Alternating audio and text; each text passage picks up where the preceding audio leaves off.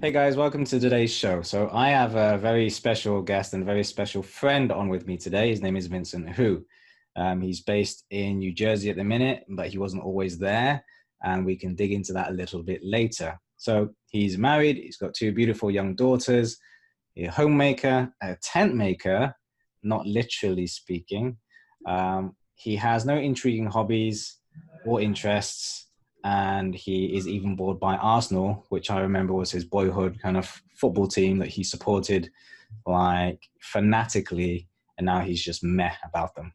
So I first met Vinny at university, and we are both 18 years old. And as I remember him, I don't know if he's even knows that I've never told him this story, but I saw him as this loud, kind of rowdy, like full of flowery language, hockey playing, beer drinking, had hair down to here. He's like kind of one of the lads kind of guy. And I was thinking at the time, no way would I be friends with this guy. I just didn't think. And he's actually ended up being one of the most important friends in my life. We shared our highs and our lows together through significant things that have happened. He was actually my best man at my wedding, and then a month later, I was best man at his. So it's just amazing. What a journey that we've been through. He's straight talking, he's blunt, but he's full of love in his own way. Also excelled. This is a long intro. I think you deserve it. He's excelled in the corporate world to the point where he kind of retired, like kind of twice. We can talk more about that later. He's a qualified financial peace coach, which is part of Dave Ramsey's program. Is that right? Yeah, he has a set of certified financial coaches.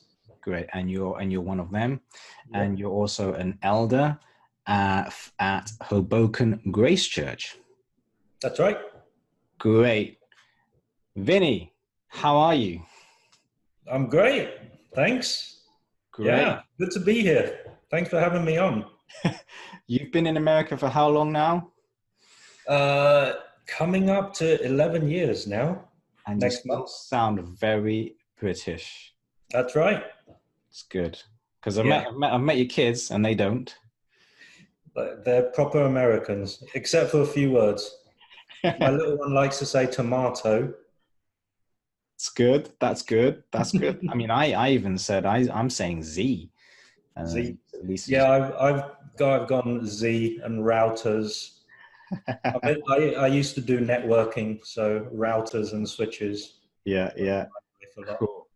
Great. Well, let's dive right in, Vinny. By the way, sorry to interrupt. Can you believe we've known each other 20 years now? It's 20 years since we started uni. 20 years, yeah. And we still look the same. Well, I look better, I think. I do. We'll have to get the people to vote on that one. So let's go right in, Vinny.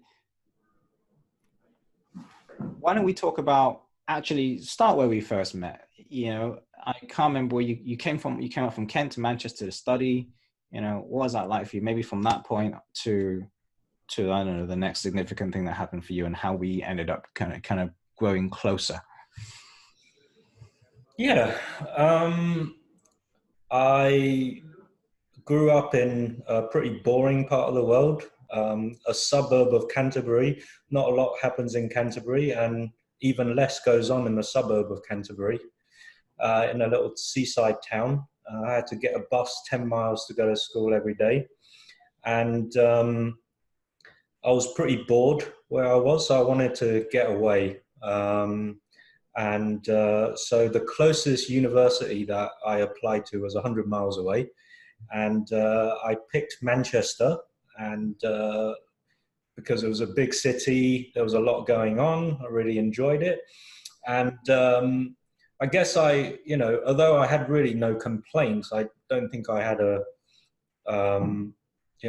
I was searching a lot, and I was finding joy in drinking, and like you said, being one of the lads. And so Manchester was a good place to do that. I could well, as much of that as I wanted, and I did. Right, I drank a lot. I was out a lot, having a lot of fun,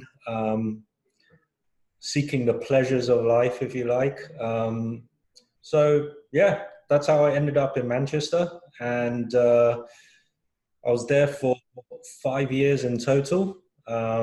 It's funny because you saw me as that, and I saw you as a well, the guy who fell asleep at every lecture, but but Really also. telling the whole world this. Sorry, lecturers, if you're watching.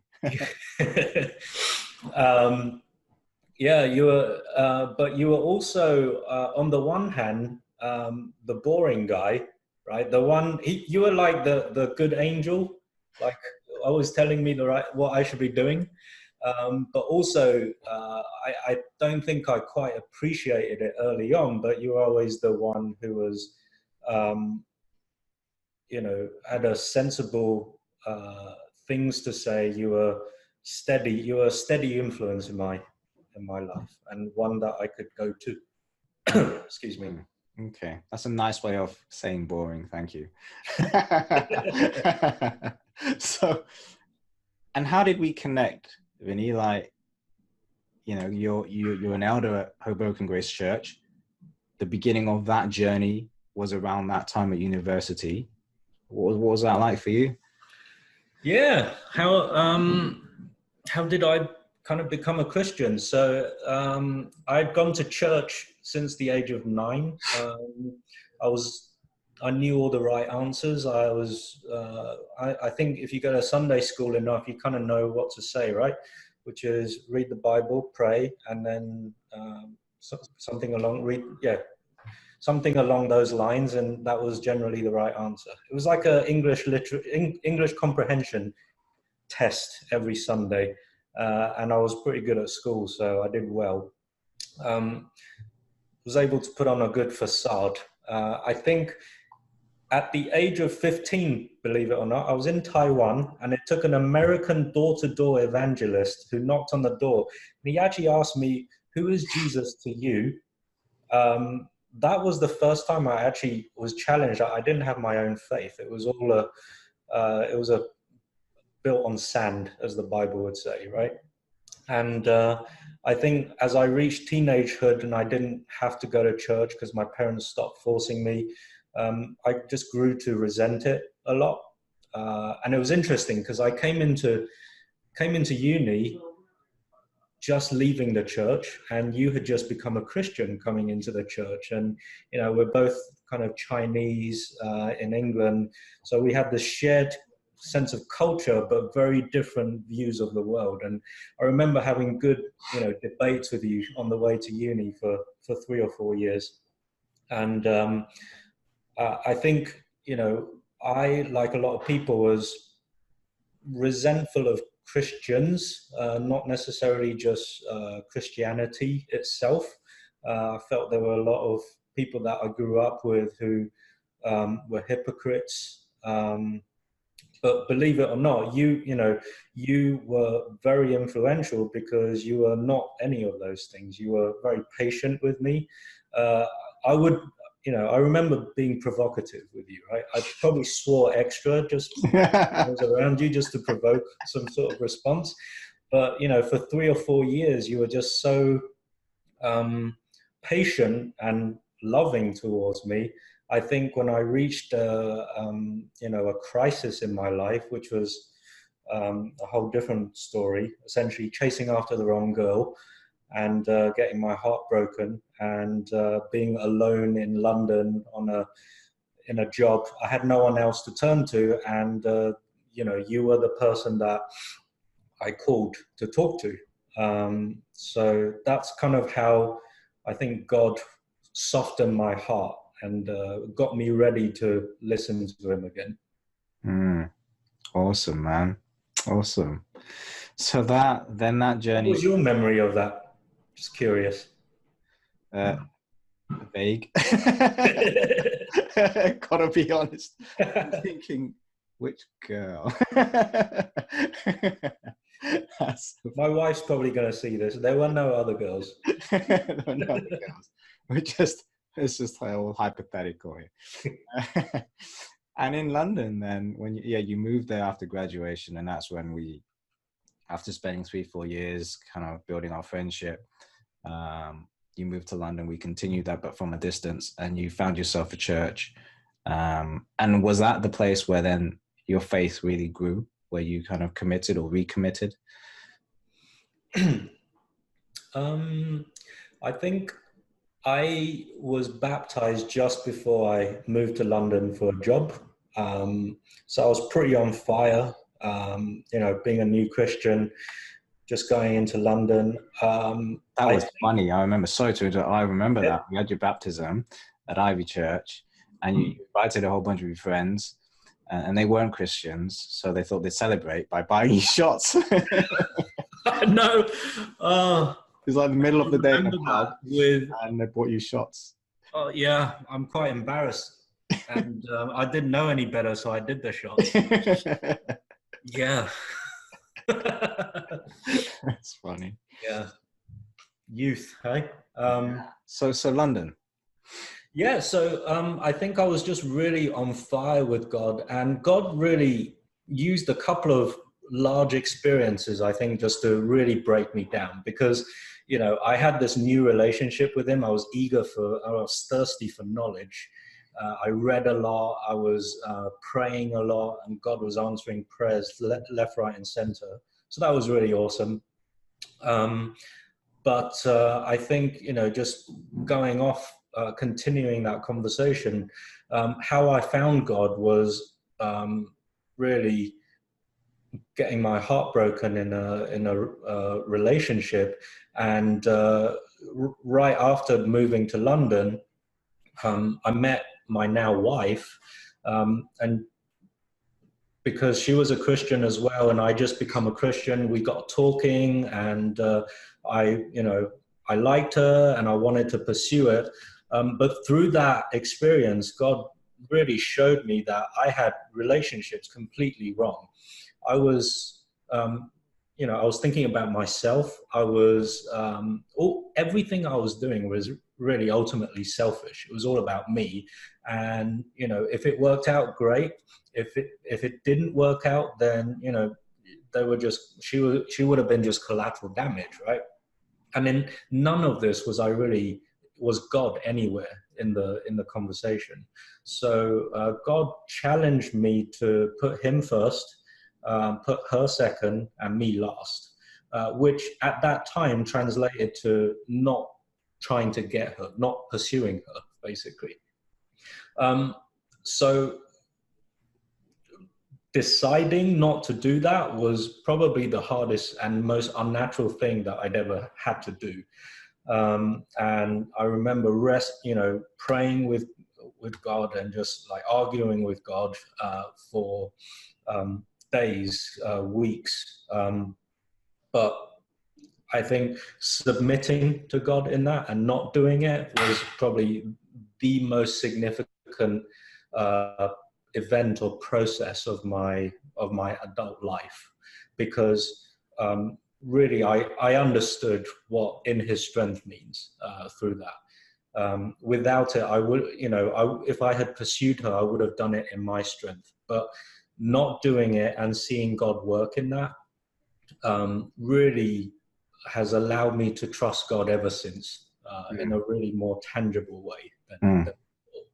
And he gave her to me anyway, because the point of it wasn't that he didn't want me to have a girlfriend or a wife. It was that he wanted me first, and a girl was in the way.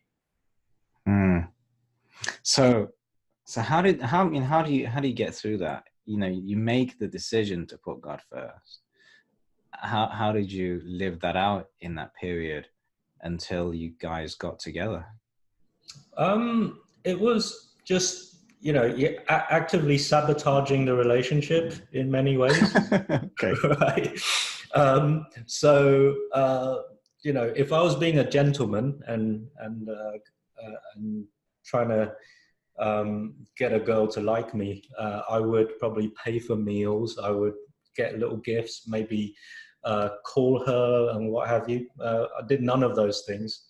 You know, if we yeah, actively not trying to eat meals with her, and if we ate meals together, then have her pay her bit. Just be the You know, dude. little things like that. Not flirting, and really just being a brother to her first and foremost. Okay. Okay. And so naturally, I'm going to ask, well, how did God bring you guys together then? How did that happen? Um, well, it turned out that um, I think she initiated it, which is not something that I've really been used to. So yeah, she initiated it, and I had the conversation with her about, you know, at that time I was going to be living in London. We met in New York. I was here for 3 months for training, and she was based in New York. And you know, I explained to her that I didn't want to. Um, I didn't want to.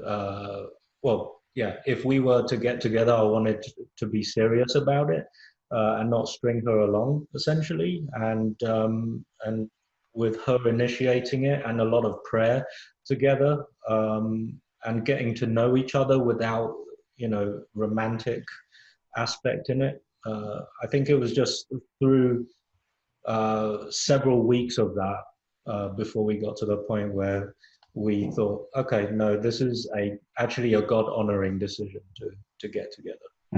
Yeah, yeah, great. And so I can't remember the exact time, but a time after that, you moved over to New York.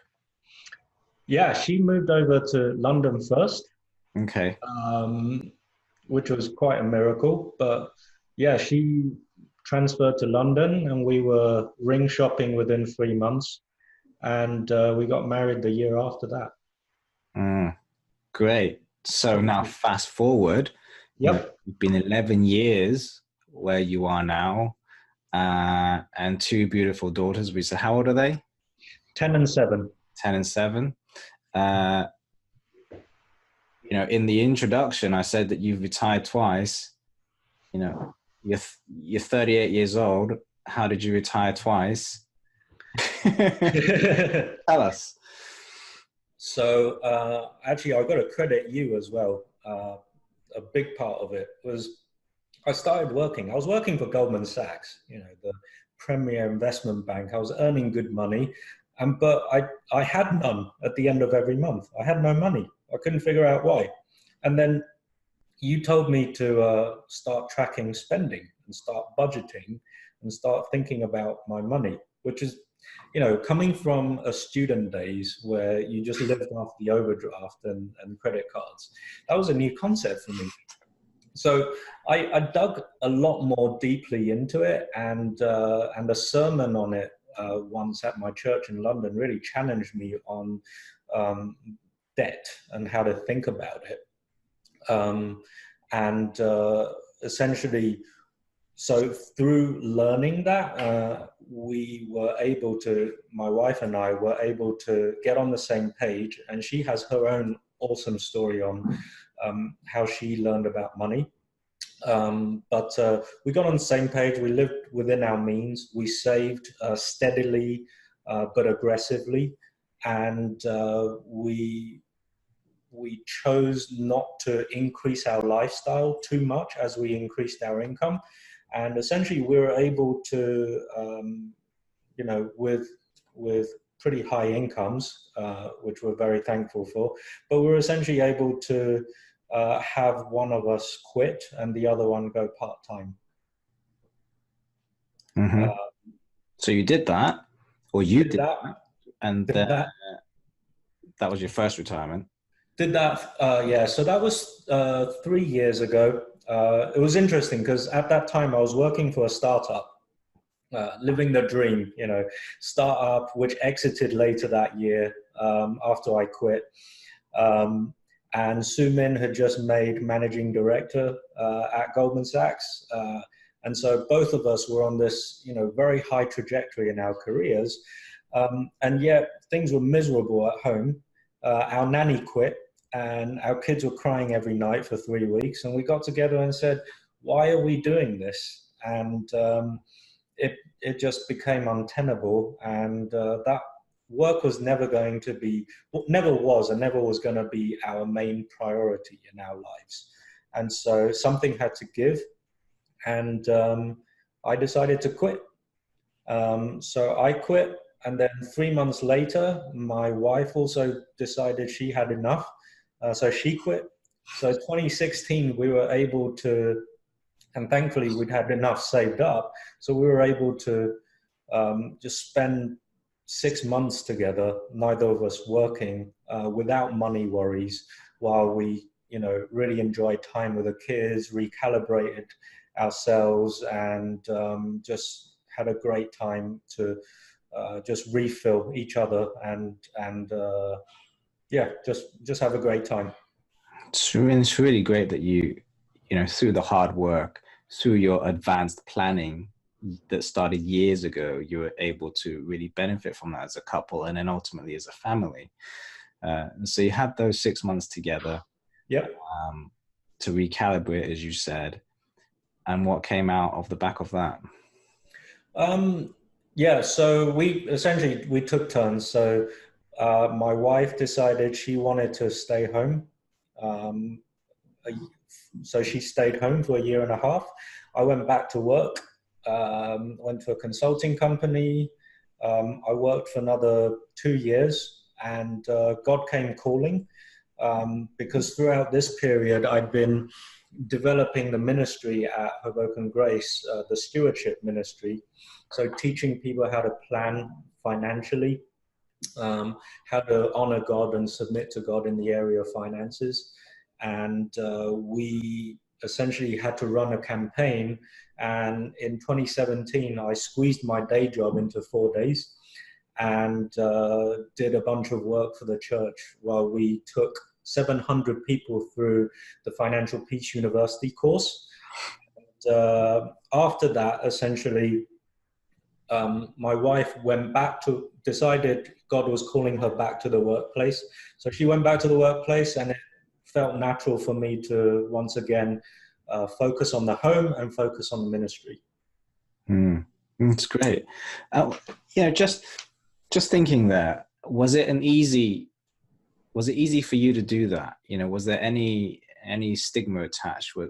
Did you have any negative feelings towards being the person that wasn't out there and working, and being the person at home, being the father, being the house husband?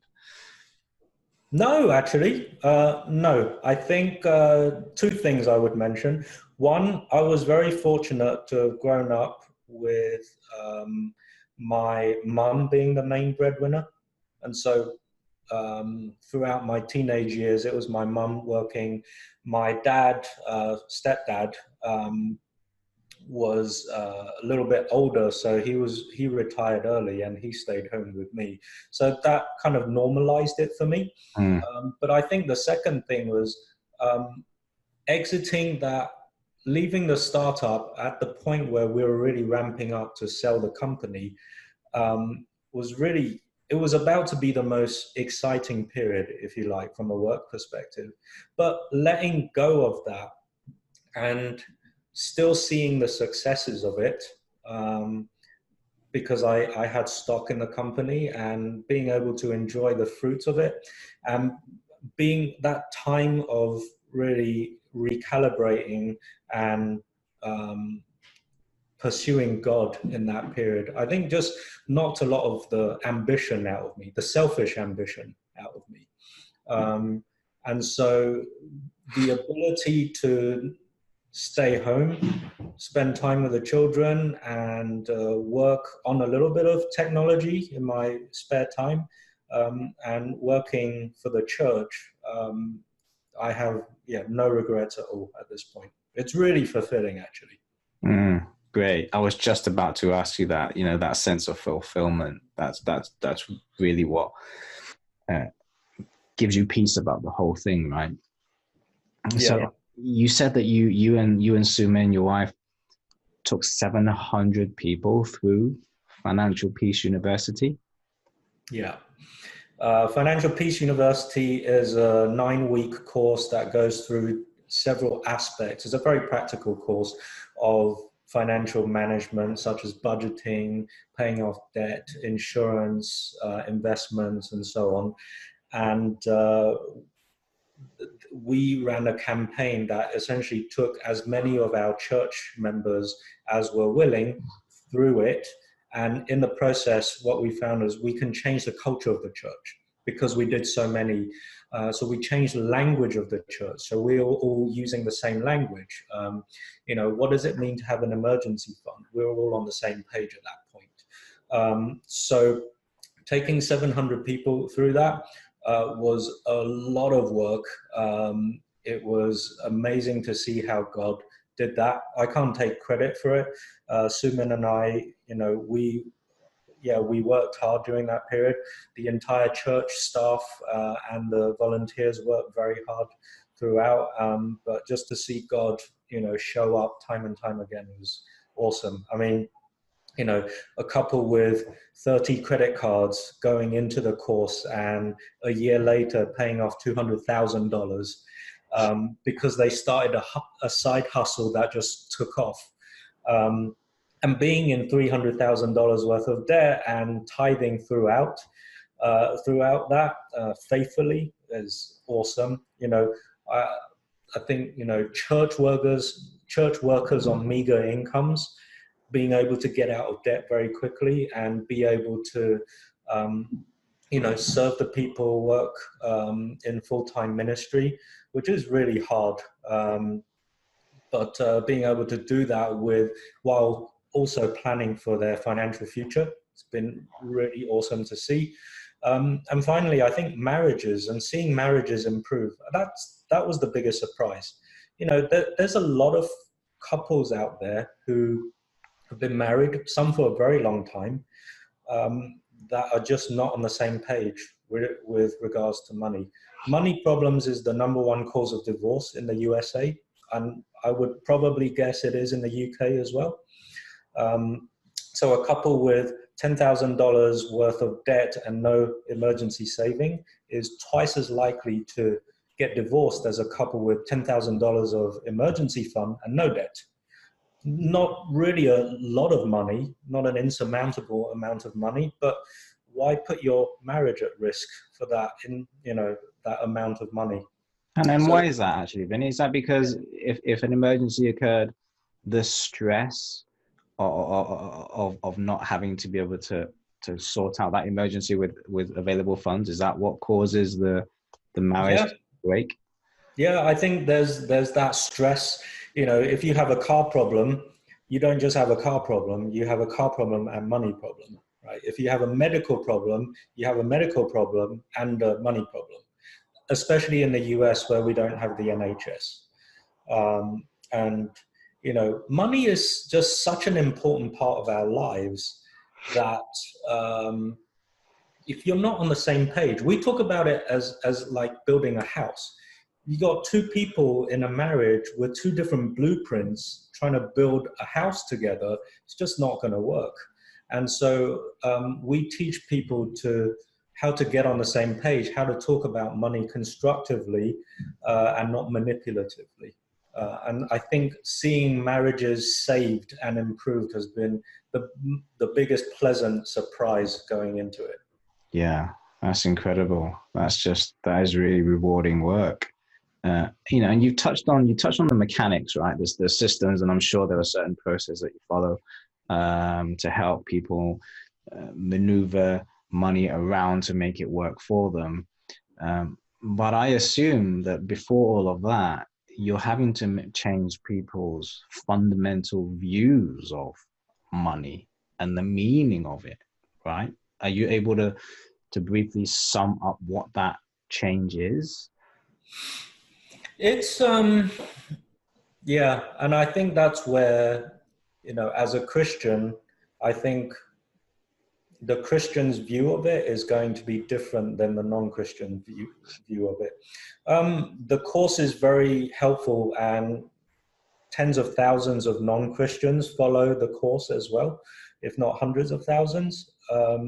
So it's a very practical course, but the heart change that you're talking about, I think fundamentally comes from God, comes from the Holy Spirit.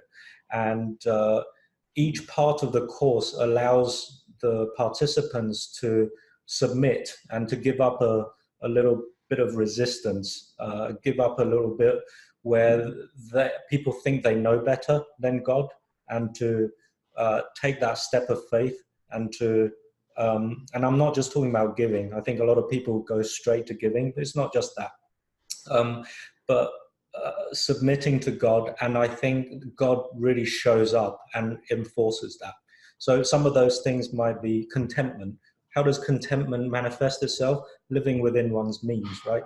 A lot of the time, not all the time, but a lot of the time, living beyond one's means is a symptom of not being content, and thinking that having more stuff will make you content. So that's just one example. There's many more of those, and I think ultimately we give people the opportunity to take steps of faith during the course. Yeah, and that's really good. And just to be clear, this isn't necessarily only for people who are in debt, right? It's not in debt, get out of debt. The people could be not in debt and still be very useful. Absolutely, yeah. In fact, I've been given the opportunity to financially coach decamillionaires as well. So that's people with $10 million or more, and talk to them. And the conversation is much different at that stage, obviously. We're talking about legacy, how to leave a legacy, how to do estate planning, how to legacy within one's family, but how to impact God's kingdom. We're talking about, not just sponsoring a child, but sponsoring villages at this point. So that is definitely awesome as well. That's massively exciting, isn't it? Yeah. And you get to speak into that, right? Yeah. Where people want to. I get the privilege of hearing their story, and I say I'm a certified certified financial coach. It isn't a industry certification. I'm not legally allowed to sell products, and that's not what I do. But I do talk to people about what I would do in their situation and how to think about it, especially from a biblical point of view. Sure. Yeah, sure. That's awesome.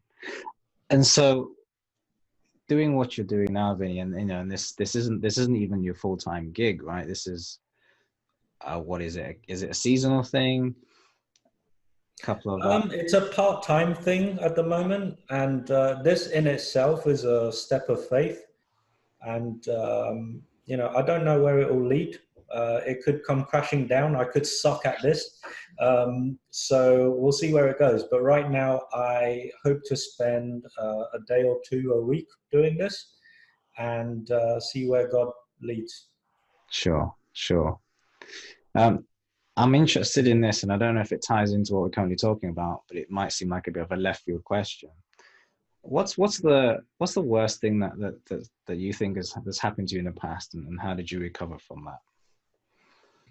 What's the worst thing that's ever happened to me? Interesting question.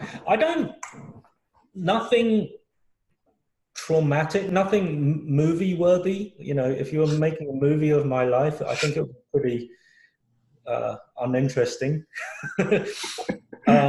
I think, a couple of challenges, and I think all of them have been, steps along the way to get to where I am today. I think one of them very impactful was my parents' divorce. I was born in Taiwan. My parents divorced when I was 7. My mum married an English person, moved to England, and then a year later I followed, moved to the UK. That was difficult of course, at the time, looking back on it now, I see so many positives as well in the way that God was looking after me, and the broken relationships. I think without being where I am today, looking back on them in a position of being in a loving marriage with two beautiful children, I can look back on that and see the positives and where God redeemed my mistakes and my stupidity, right? Yeah, sure. And that, yeah, no, that's great. Being able to look back at something like that and find the lessons. And that's the thing, we can always revisit past memories and even glean new insight, even though it happened such a long time ago. Powerful. So really appreciate your time, Vinny. As we close, I want to ask, moving forward, how do you intend to increase your impact? How do I? I actually just recently wrote a blog about this.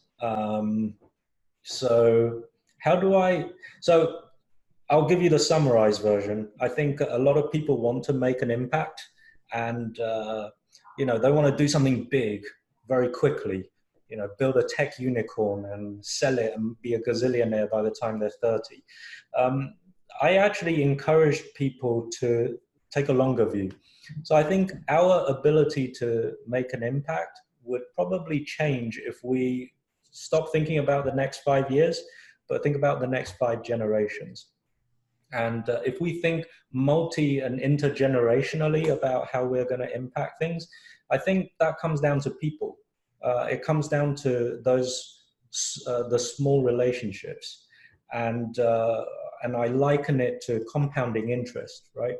So I said, if you invest $1 today, even at a 5% rate of return, which is pretty meager, compounded over 500 years, that's $39 billion. So if we're able just to impact a few people every day, we don't need to reach thousands, but intergenerationally, that will become millions. So that's what I will try and do. That's well put. And so you're doing that obviously through your service to the church and also through the relationships that you currently have. And you're able to see that, well, maybe not directly see, maybe not even see the fruit of it in your lifetime, but knowing that the impact that you have on the people in your circle pays it forward to the people that are in their lives, and so on and so forth, and children as well. Yeah, and not to get too corny, Andy, but my children can thank you for their legacy, right? Because of the way you brought me to Jesus. Well, that's cool, man. That's cool. I had the pleasure of meeting them a couple of times, and they came over to the UK, and I met them out in New York. Really awesome, and showed them how to actually kick a ball, because you couldn't do it very well. But I appreciate that, Vinny. That means a lot. That means a lot to hear you say that. And likewise, you've had such an impact on my life. And even though we're thousands of miles away and we don't see each other as often as we would like, it's really cool that when we do, it just feels like we last caught up yesterday or something. So appreciate your time. Is there anything else that you want to say before you leave? Nope. We're good. Perfect. Thanks, brother. Thank you so much, Vinny. Thank you. We'll catch up soon. Take care. God bless.